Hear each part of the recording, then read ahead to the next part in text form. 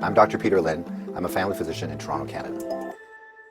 The coronavirus is a family of viruses that can cause as mild things as just a common cold, all the way up to SARS or MERS. These are these bad pneumonias that we're talking about. And basically what these viruses are, they look like a tennis ball with all these spikes sticking out of it. And depending on the type of spike, it allows that virus to attach to certain places. So some viruses, they have the spike that attaches to your nose. So basically you just get a common cold.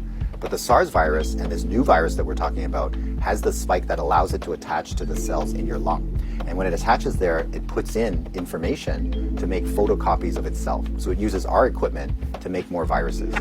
I'm declaring a public health emergency of international concern over the global outbreak of novel coronavirus. Most of the coronaviruses live in animals. In this particular case, it was from Wuhan. There was a fish market where they were selling live animals.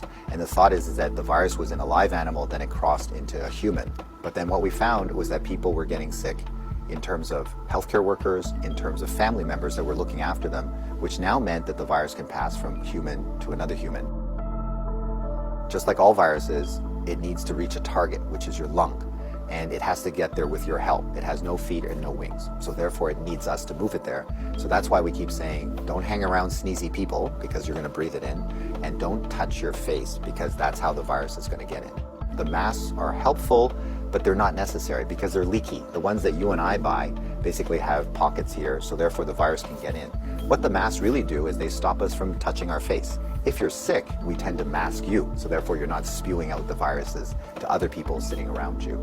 The true people that have the real masks are the N95. Those are sealed. These are for the doctors that may be caring for their patients.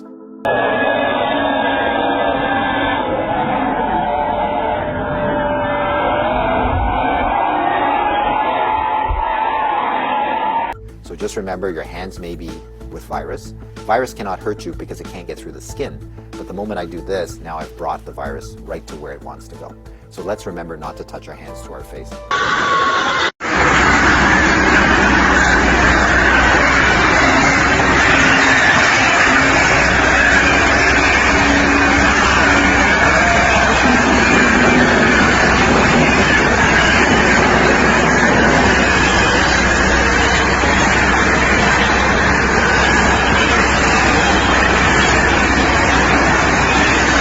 So let's say you think that you might have been on a plane or you might have bumped into somebody that has it. What should you do? So the first thing is to contact a healthcare worker to tell them that potentially you have it.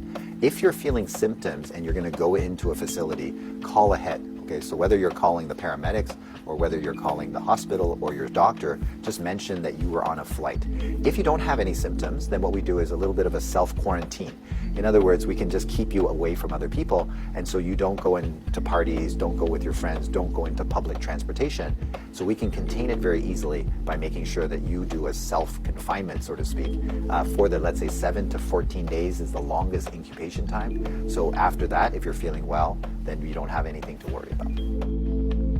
So if we get the facts right, then we don't have to be overly worried, but we do the right things so that we don't get the virus ourselves and that we don't pass it on to others. And if we look after each other in this way, this virus will have nowhere to go. It needs us to move it, it needs us to make copies for it, and if we don't help it, then the virus will stop. So we have the power to do that right now.